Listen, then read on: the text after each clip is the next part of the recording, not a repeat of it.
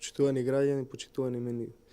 Воопшто не е лесно на пратеничката Мира Дизел Стојчевска, што не знаела и морала да дознае од медиумите дека нејзиниот син Виктор Стојчевски аплицирал и за негова среќа бил вработен во државната Елем.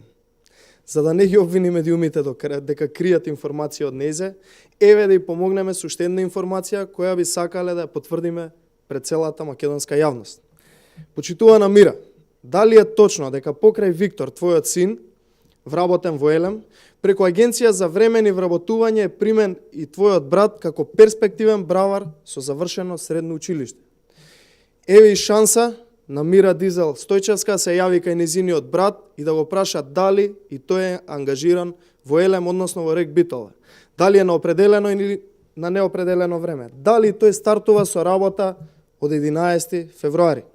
Почитувани, според нашите информации, датумот на спроведување на овие вработувања на сини и брати во Агенцијата за вработување се на 9.2, односно во саботата, а изборите се распишани во петокот на 8.2.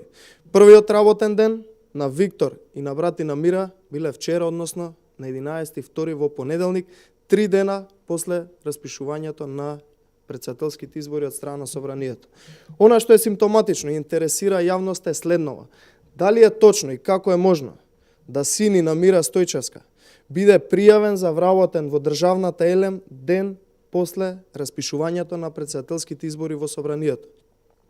Почитувани, премногу е симптоматично исто така како е можно сите блиски роднини на функционерите од власта токму сега да добијат шанса за вработување и тоа баш во институциите и предпријатијата каде што платите се многу повеќе од 500 евра просечната плата која што ја ветуваше Зоран Заев пред изборите.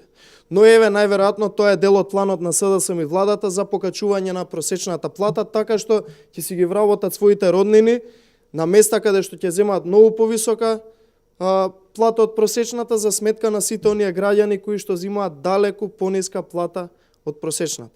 Почитувани, ова е врв на лицемерие, од кое што сите граѓани се згрозени. Барем малку ако имавте срам, барем само грам срам ако имавте, веднаш ќе си поднесевте оставки и ќе се срамите за се што претходно сте зборувале. Но бидејќи немате ниту срам, ниту перде, вие понатака се обидувате да ги оправдате овие постапки. Почитувани, за ова нема оправдување. Слободно вие правдајте се, граѓаните гледаат и никогаш повеќе нема да ја добиете нивната доверба која што изгубивте. Дополнително, сите овие вработувања и класични примери на непотизам по доаѓањето на власта на ВМРО ДПМН ќе бидат ревидирани и за истите ќе бидат поведени постапки на кој начин и како се вработени. Благодарам на вниманието.